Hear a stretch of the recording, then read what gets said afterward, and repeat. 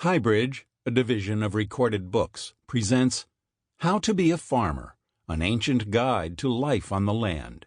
Translated with commentary by M.D. Usher. Read by Tom Perkins.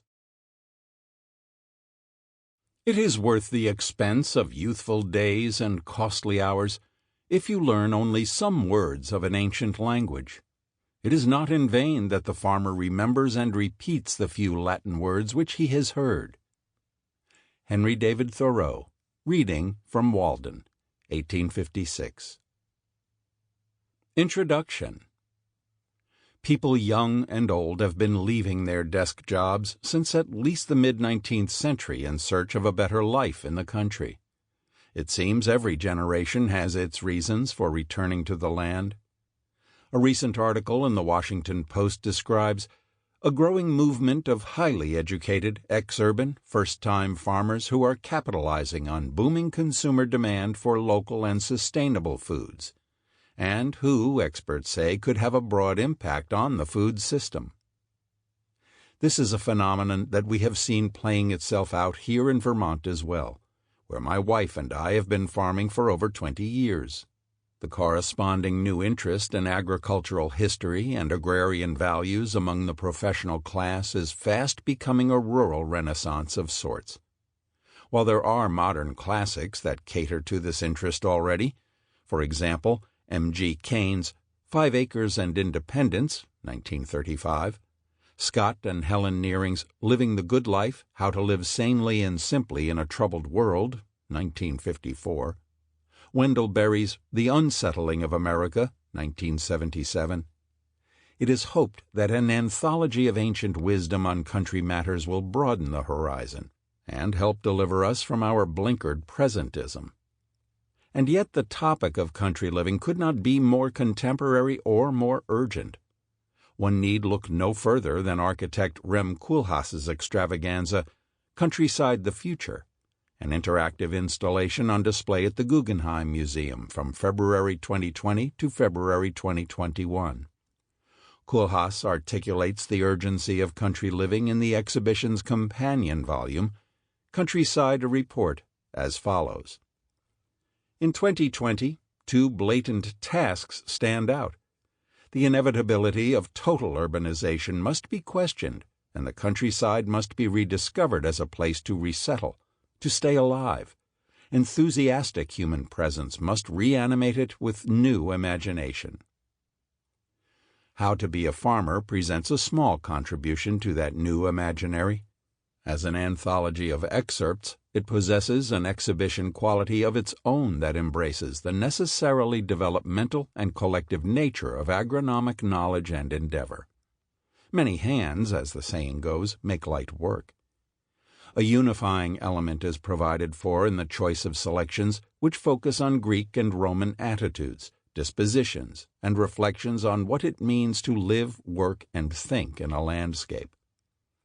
This strikes me as far more interesting and useful to modern listeners than practical advice on, for example, how to make a plow, when to hoe your beans, or what varieties of grape to plant in your vineyard. Do you own a vineyard? I know I don't. That kind of information, which abounds in the ancient sources, while intrinsically fascinating and of historical importance, is dated, locale-specific, and often outmoded or inaccurate. Attitudes and values, however, as I hope these selections will show, are persistent, instructive, and still relevant today. Again, as Koolhaas summarizes his multidimensional vision for reanimating the countryside amid new ways of paying, new ways of cultivating, new ways of building, new ways of remembering, new ways of exploring, new ways of acting, new ways of owning, new ways of protecting, new ways of planting, and so on, we must rediscover old ways of contemplating and being. In selecting the excerpts, I aimed for variety and accessibility. There is a mixture here of ethical precept, local color, historical observation, philosophical perspective, humor, satire, and poetry that evokes the beauty and bounty of nature. I have included a few pieces that are not obviously or overtly agronomic, Plato, for example, and Lucretius. But even these, I think, will pleasantly surprise the reader by their intrinsic suitability and relevance to the overall theme. They certainly contribute to variety, which is, after all, the spice of life. Think of the result as a Poor Richard's Almanac for a frenetic digital age. One need not actually be a farmer to enjoy this book. My own enthusiasm for the subject matter, however, does stem from hands-on experience with farming. My wife and I produce lamb, eggs, and maple syrup on 125 hard-scrabble acres in Vermont, and sell our products from the farm to private customers at the local natural foods co-op and wholesale to New York and Boston area markets.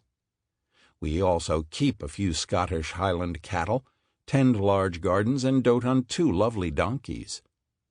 In a separate book, Plato's Pigs and Other Ruminations, Ancient Guides to Living with Nature, Cambridge 2020, I offer sundry thoughts about the joys, contradictions, and entanglements involved in any farming venture, and suggest more specifically than I can here in this book how the ancient Greeks and Romans still inform the pursuit of sustainable, ecologically meaningful lifestyles today. As for the book you're listening to now, How to Be a Farmer, I say try it and find out for yourself.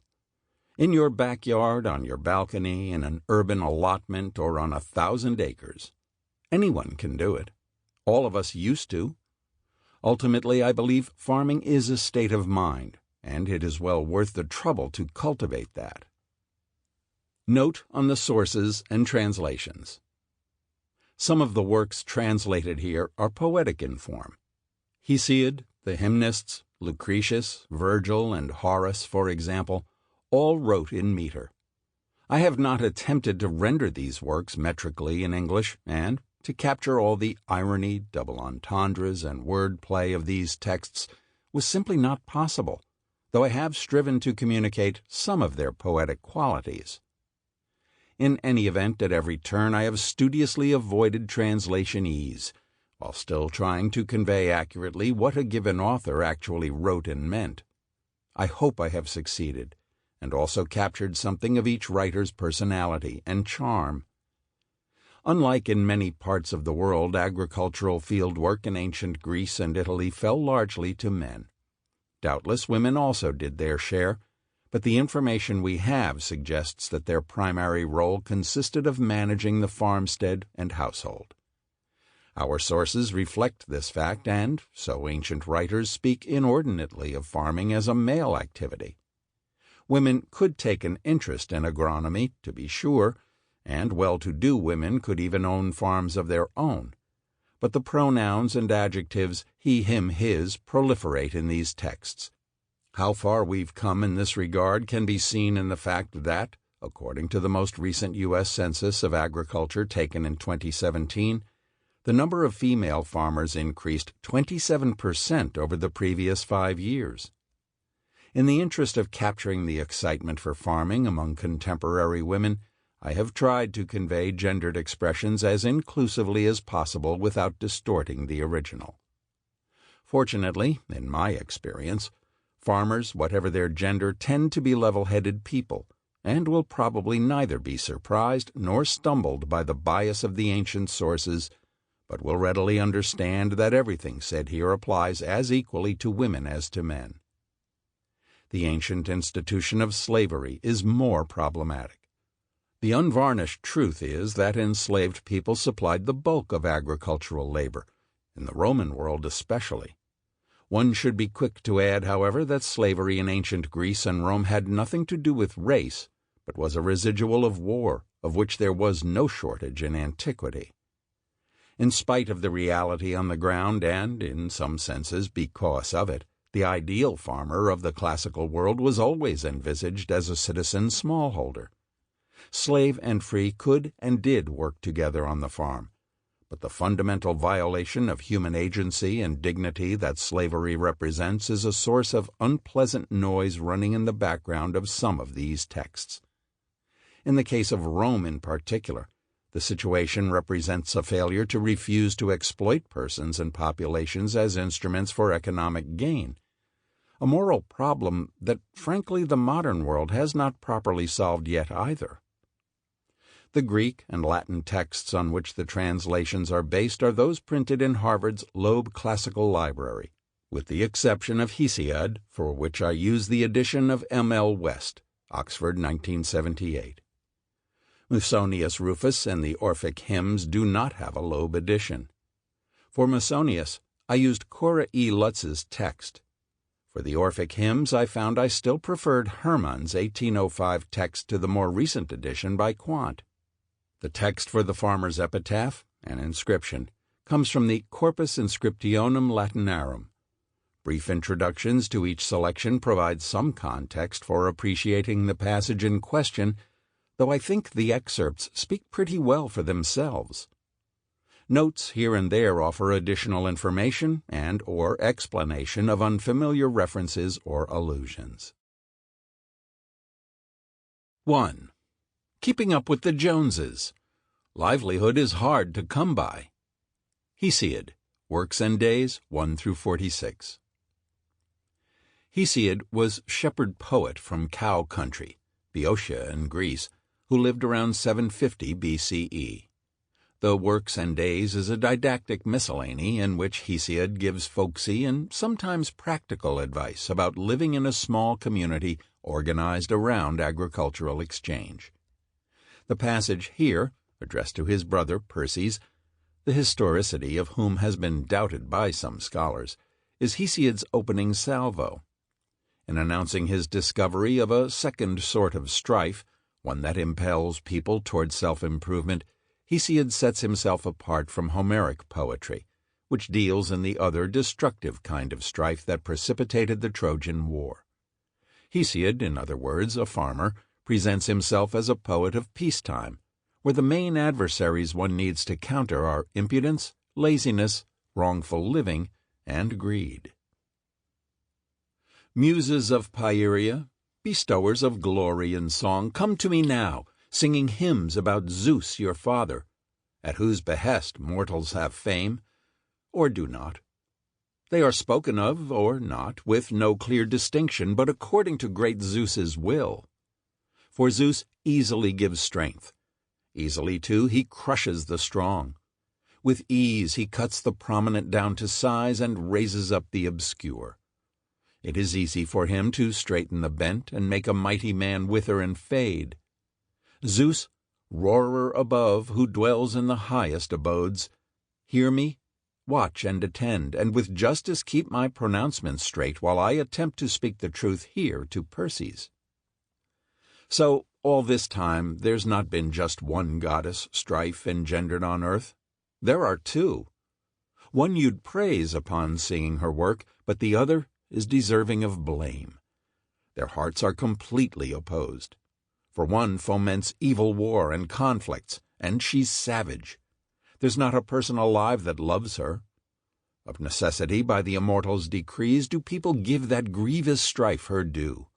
But the other strife, dark night, birthed first, and the son of Kronos, seated on high, dwelling in ether, lodged her in the roots of earth. She's far better for people, for she rouses even the useless man to work in spite of himself.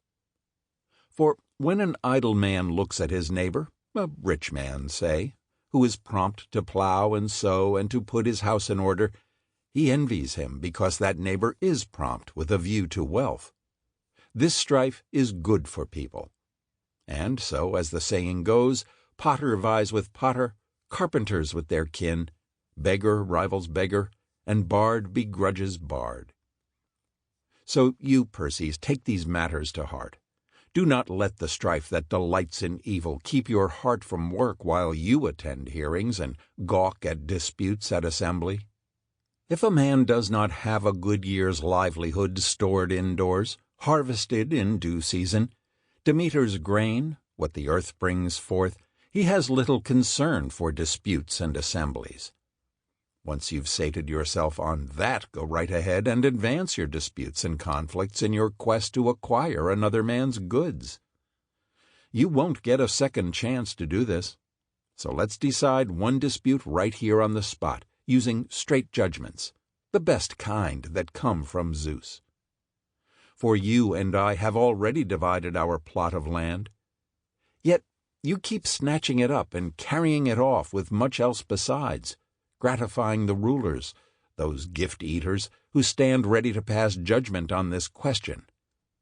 Those fools! They have no idea how much more the half is than the whole, or what a banquet there is in mallow and asphodel. For the gods have kept livelihood hidden from humankind. If that were not so, it might be easy to work only a day and have enough for a year without even working. You could store your steering oar up in the smoke right now, and the oxen's work and that of toiling mules could go to hell. 2. The Benefits of Righteous Living. Hesiod, Works and Days, 213 to 247. Perses, as we learned in the previous selection, has been meddling in lawsuits and, perhaps, town politics, leaving his own affairs in disarray. Hesiod warns his brother in this passage of the consequences of any and all such insolence, and of violations against Lady Justice, who is personified here as a goddess.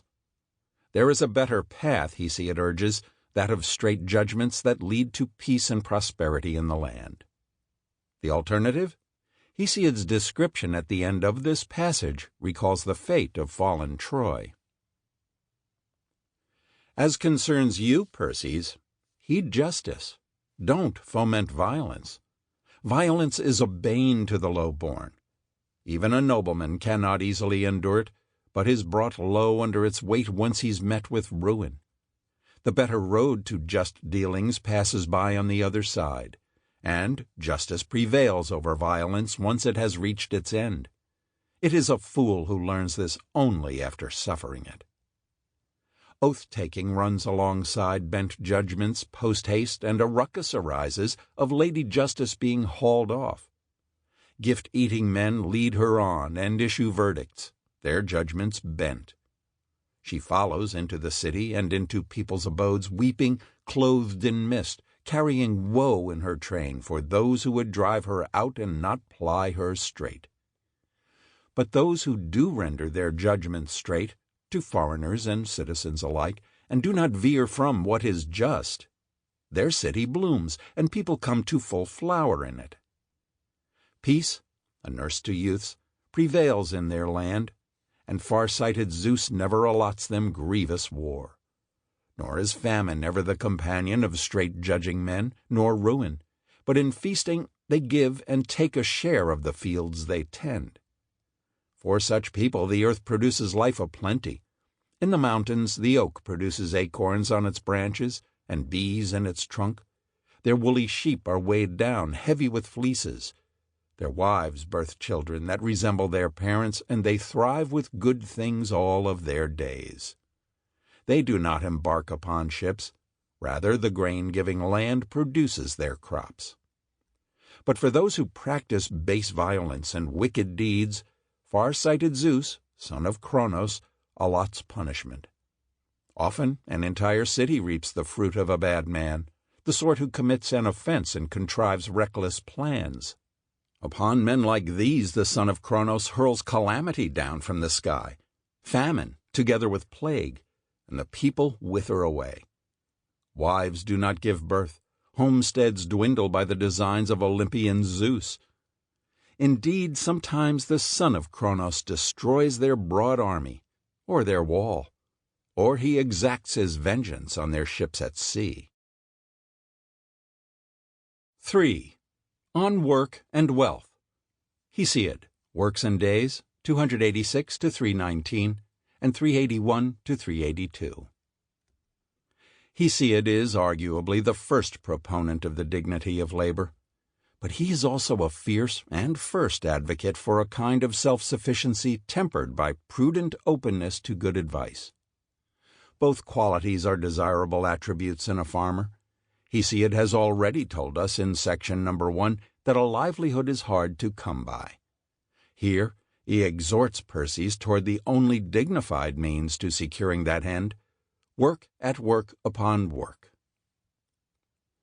Perses, you great fool, I have something to say to you, and my thinking is sound. Wickedness is easy to get hold of. It comes in bunches. Its road is smooth, and it lives close by. But in front of excellence the immortal gods have placed the sweat of your brow. Its path is long and steep and rough at first, but when you reach the top, then it too becomes easy, though it is tough all the same. The best man of all thinks out everything for himself, mulling over what is better later on and in the end. And yet good, too, is he who heeds words well spoken by another. But whoever neither thinks for himself nor listens to another when he takes something to heart is a useless person. As for you, Perses, sprung from divine stock, always keep my command in mind and work, so that famine will loathe you, whereas august, fair-crowned Demeter will love you and fill your barn with the staff of life. For famine is the constant companion of an idle man. Gods and men both resent the man who lives idly. His attitude smacks of stingless drones who idly waste the bee's toil, gobbling it down.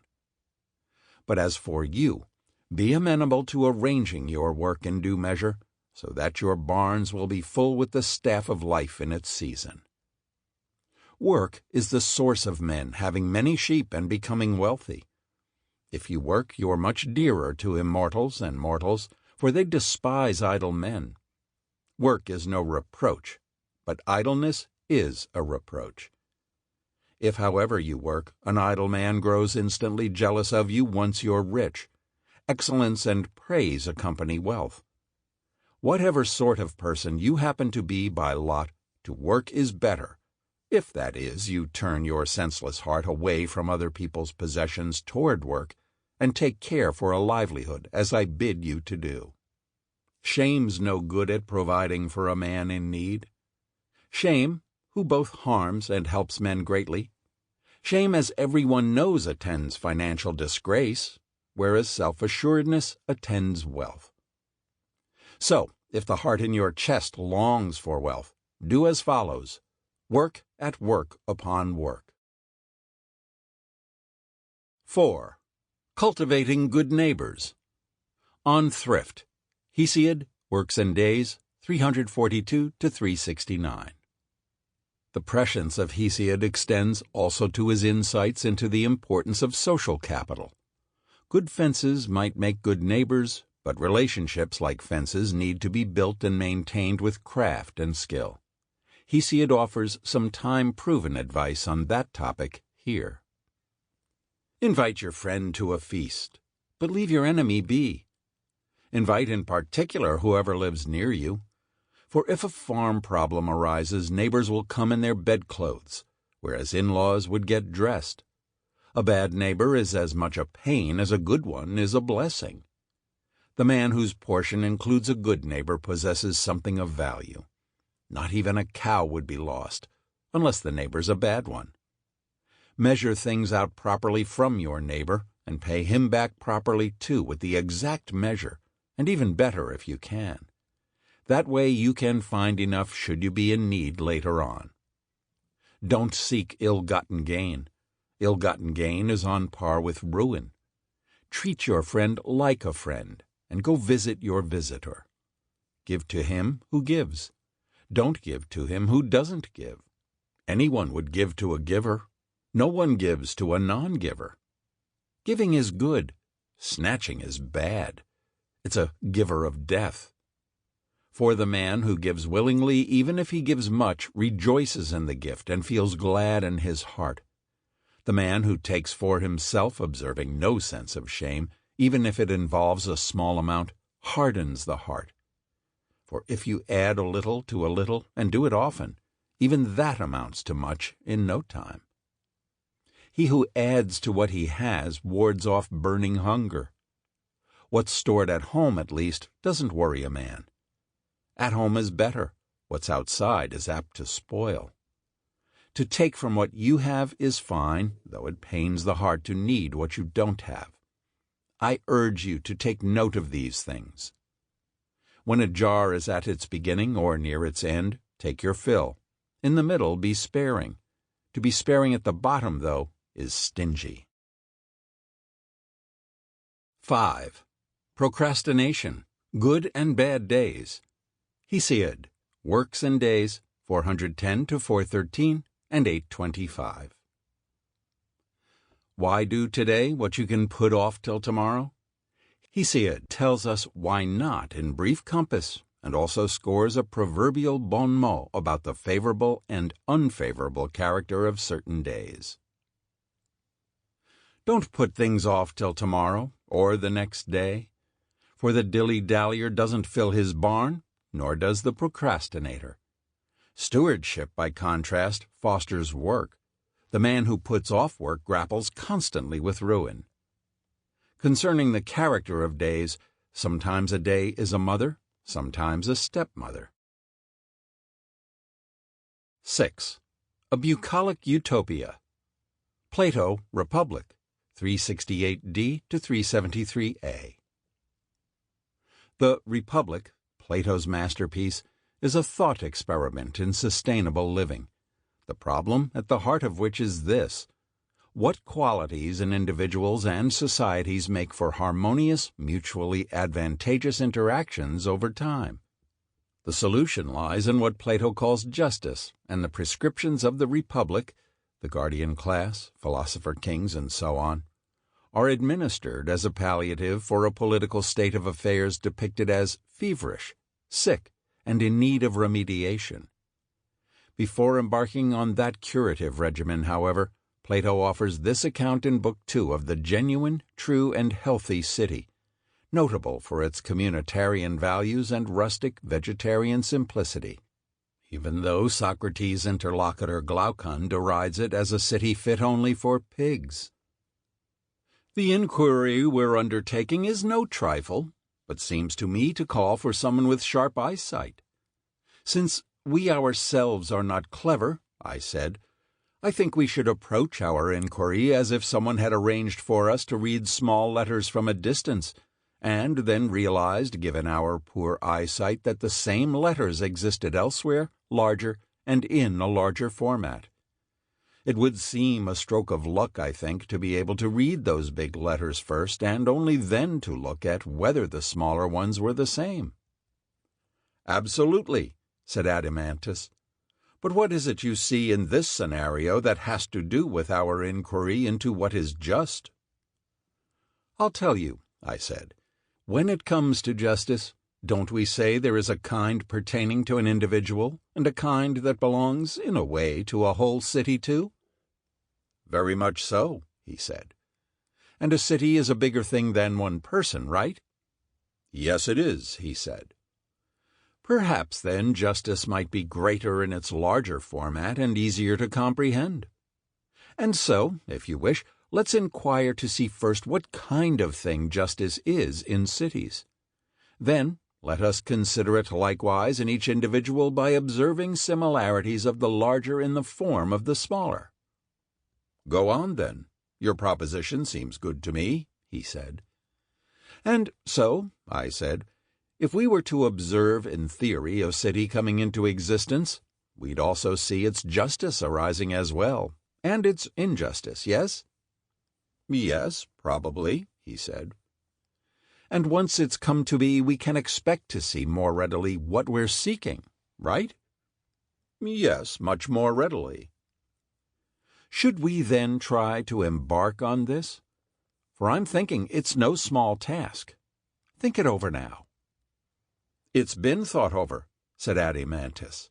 Get on with it, please. All right, then, I said.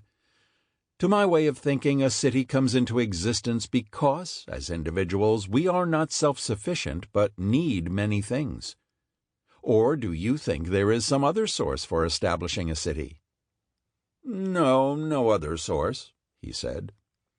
Okay, then. Insofar as one person has recourse to one person and another to another, the one because of one need, the other for a different need, lacking as they do many things, they gather many people into one settlement to be both partners and helpers. To this joint living arrangement we have given the name city, have we not? Indeed we have. People give and take a share. Sample complete. Ready to continue?